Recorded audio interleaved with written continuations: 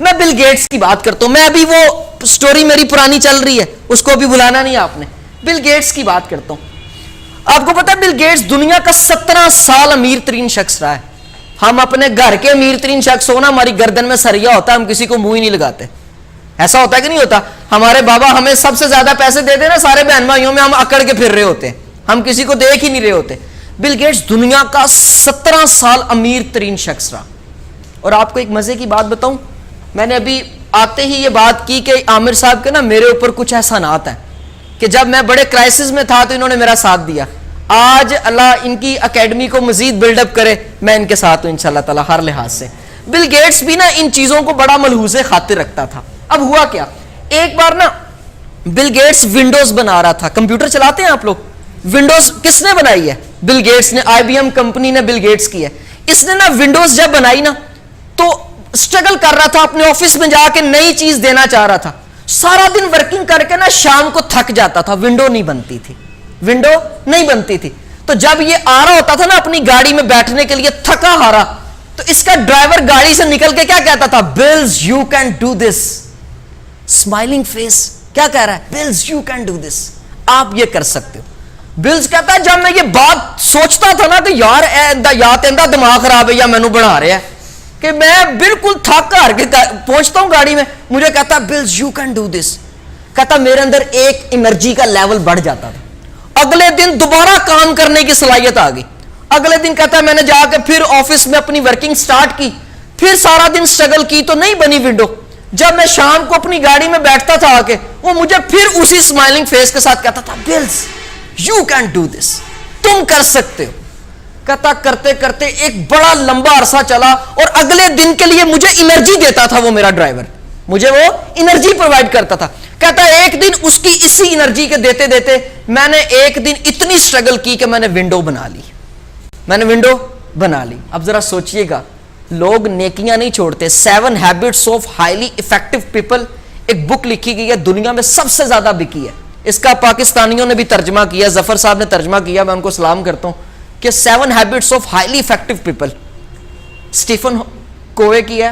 اس بندے نے اتنی افیکٹو باتیں لکھی ہیں, اس نے 7 عادتیں بتا دی ہیں کہ ایک افیکٹو آدمی میں, اگر آپ افیکٹو ہونا چاہتے ہیں, یار افیکٹو کی ڈیفینیشن مطلب کیا ہے ہمارے نزدیک, میں آپ کو اوریجنلٹی میں نہیں بات کر رہا, ہمارے نزدیک جس بندے کے پاس گاڑی ہے, جس بندے کے پاس اچھا پیسہ ہے, جس کا اچھا گھر ہے, وہ بندہ کامیاب ہے.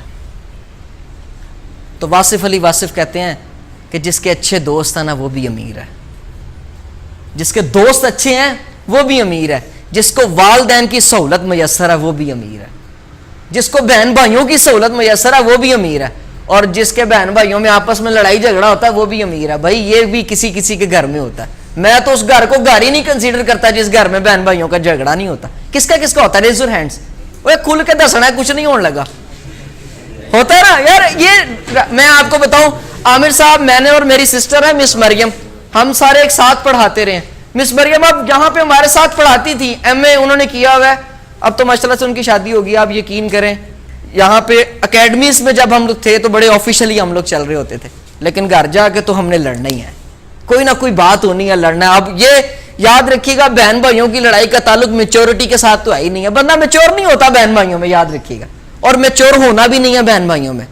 یہ آپس میں, اور اندر کا جو آپ کا چھوٹا سا بچہ ہے نا, اس کو مرنے نہیں دینا.